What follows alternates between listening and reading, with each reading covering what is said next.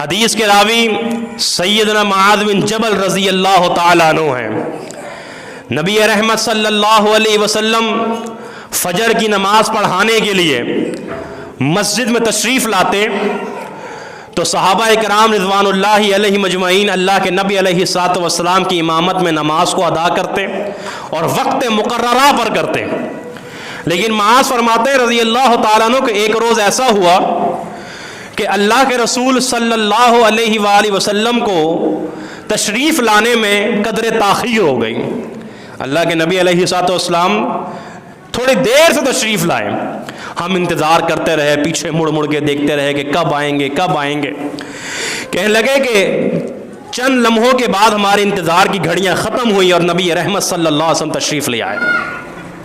اللہ کے نبی صلی اللہ علیہ وسلم جیسے ہی مسجد تشریف لائے، سیدھا مصلی پہ تشریف لائے اور نماز پڑھائی، اور نماز پڑھانے کے بعد اللہ کے رسول صلی اللہ علیہ وسلم نے ارشاد فرمایا کہ جو جس جگہ پر بیٹھا ہوا ہے وہ وہیں بیٹھا رہے، جو جس صف میں موجود ہے اس صف میں موجود رہے۔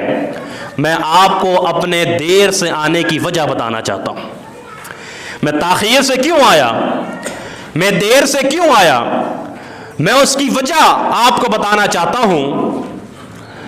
اور یہ محمد رسول اللہ صلی اللہ علیہ وسلم کا محتاط انداز تھا۔ مجھے بتائیے، کیا کسی کی جرت اور ہمت تھی؟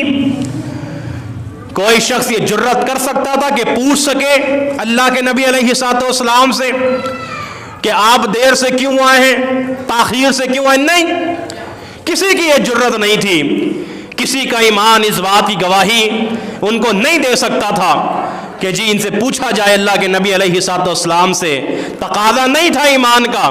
لیکن نبی رحمت صلی اللہ علیہ وسلم کا محتاط انداز کہ شیطان انسان کی رگوں میں دوڑ رہا ہے خون کی طرح، کہیں ایسا نہ ہو کہ غلط فہمی کا شکار ہو جائیں۔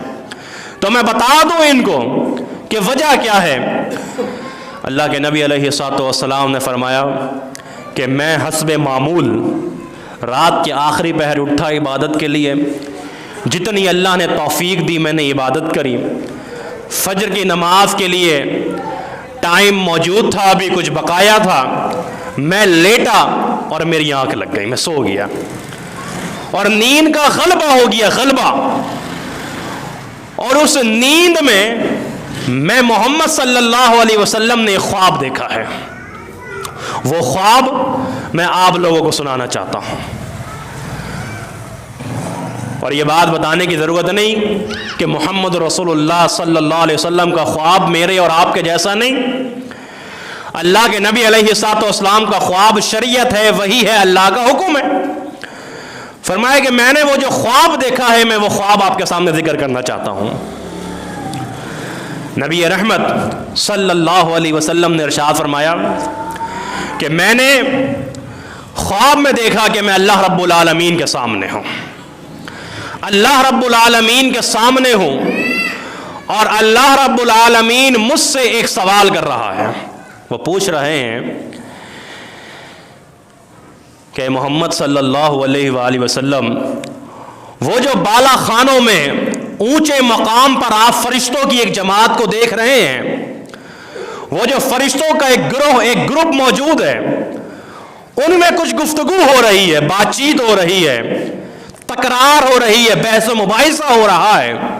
کیا آپ ان کی گفتگو کا عنوان جانتے ہیں کہ وہ کس موضوع پہ گفتگو کر رہے ہیں؟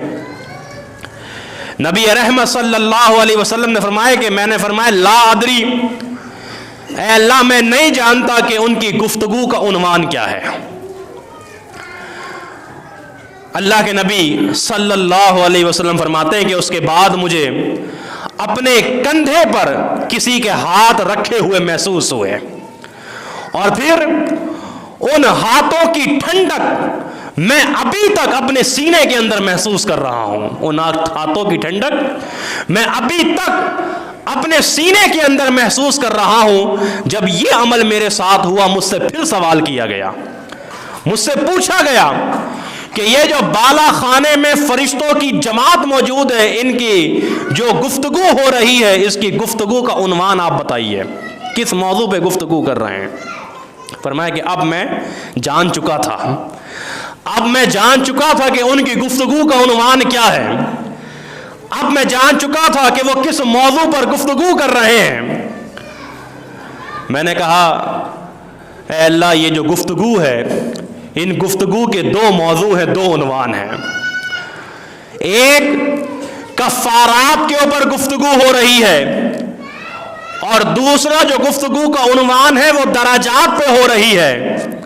اللہ نے مجھ سے سوال کیا، پیغمبر جانتے ہیں کفارات کسے کہتے ہیں اور دراجات کسے کہتے ہیں؟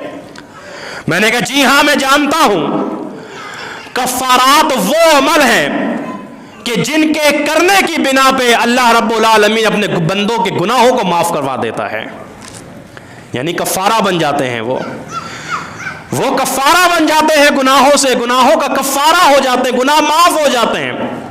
فرمایا درجات، فرمایا کہ درجات وہ اعمال ہیں کہ جس سے انسان کے اللہ رب العالمین درجات کو، مقام کو بلند فرما دیتے ہیں۔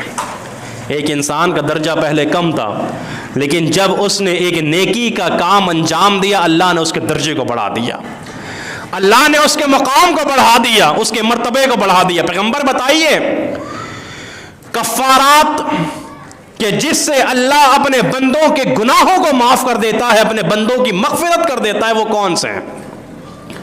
اللہ کے نبی علیہ الصلوۃ والسلام نے ارشاد فرمایا کہ پہلا عمل، پہلی نیکی، پہلا کام کہ جس سے اللہ اپنے بندوں کے گناہوں کو معاف کر دیتا ہے، وہ الانتظار الصلاۃ بعد الصلاۃ ہے، ایک نماز کے بعد دوسری نماز کا انتظار کرنا۔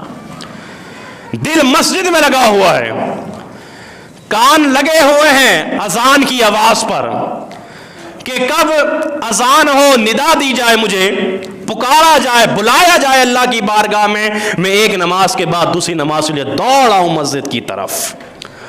اور وہ حدیث بھی ذہن میں رکھیں کہ جس میں اللہ کے نبی علیہ الصلوۃ والسلام نے 7 اشخاص کا ذکر فرمایا کہ جن کو عرش کا سایہ نصیب ہوگا کل قیامت کے دن، اس میں ایک شخص وہ بھی ہے کہ جس کا دل اللہ کے گھر سے لٹکا ہوا ہے، اللہ کے گھر میں لگا ہوا ہے۔ نماز کی پابندی، نماز کی اتنی احتیاط کہ ایک نماز کے بعد دوسری نماز کا انتظار کر رہا ہے، فرمایا کہ اس کے لیے اللہ رب العالمین اس کے گناہوں کو معاف فرما دے گا اس کام کی بنا پر۔ فرمایا دوسرا وہ عمل کہ جس سے انسان کے گناہوں کو اللہ رب العالمین معاف کر دے گا، فرمایا وہ یہ ہے کہ انسان مسجد میں نماز کے لیے چل کر آئے، تیاری کے ساتھ آئے، اہتمام کے ساتھ آئے۔ عبادت کے لیے میرے بھائی اہتمام کیا کریں، نمازوں کے لیے، جمعے کی نماز کے لیے اہتمام کیا کریں، تیاری کیا کریں۔ اور تیاری کرنے کا انداز کیا ہونا چاہیے؟ تیاری کرنے کا انداز یہ نہ ہو کہ بس جا کے 2 رکعت نماز پڑھنی ہے، یا جا کے بس ہم نے جب جیسے ہی نماز کھڑی ہو ویسے ہی مسجد میں پہنچنا ہے۔ جب شادی بیاہ ہوتی ہے، جب کسی دعوت میں جانا ہوتا ہے، جب کسی پکنک پہ جانا ہوتا ہے، سیر و سیاحت کے لیے جانا ہوتا ہے، ہماری تیاریاں 1 ہفتے پہلے سے شروع ہو جاتی ہیں، شادیوں کی تیاریاں 1-2 مہینے پہلے سے شروع ہو جاتی ہیں، لیکن نماز جمعہ کی تیاری شروع کب ہوتی ہے؟ بالکل آخر میں۔ فرمایا اہتمام کرو، عبادت کا اہتمام کرو، نماز پڑھنے کا اہتمام کرو، نماز پڑھنے کی تیاری کرو، اور تیاری کر کر مسجد میں پیدل چل کر آؤ، اللہ رب العالمین تمہارے گناہوں کو معاف کر دے گا۔ جب تم نماز پڑھ چکے ہو جو چاہے کرو، نیکی کے کام انجام دو، اپنے کاروبار پہ بیٹھو، اپنے معاملات کو دیکھو۔ اللہ اکبر۔ ایک ساتھی نے یہ بھی بتایا کہ میں نماز جمعہ کے لیے مسجد میں جلدی آیا اور اس نیت سے آیا، اور اس کی نیت بڑی اچھی ہے، نیا کاروبار شروع کیا، نئی دکان کھولی ہوگی۔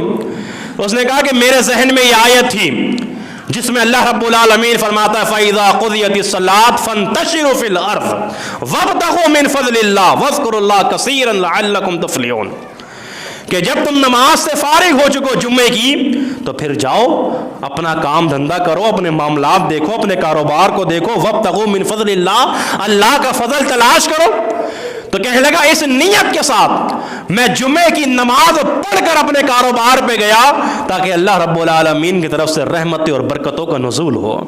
اور حقیقت یہی ہے، کثیرا لعلکم تفلحون، اللہ نے کہا کامیابی تو یہی ہے کہ جب اللہ کی بارگاہ میں آ کر نماز کا اہتمام کر کے پھر جب اللہ رب العالمین کی زمین پر پھیلو گے، اللہ رب العالمین تمہیں برکتوں اور رحمتوں سے نوازے گا۔ تو فرمایا کہ نماز کے لیے تیاری کر کر پیدل مسجد کی طرف آنا، یہ کیا ہے؟ انسان کے گناہوں کو معاف کر دے گا۔ تیسرا عمل کہ جو انسان کے گناہوں کو معاف کروا دیتا ہے، فرمایا وہ یہ کہ سخت سردی میں باوجود ناگواری کے مکمل وضو کرنا، اور ایسا مکمل وضو کرنا کہ وضو کا کوئی جزو اور کوئی اعضاء تمہارا خشک نہ رہ سکے، اور وہ وضو کر کے اللہ کی بارگاہ میں کھڑے ہو کے نماز کو ادا کرنا، اللہ رب العالمین اس وضو کی برکت سے تمہارے گناہوں کو معاف کر دے گا۔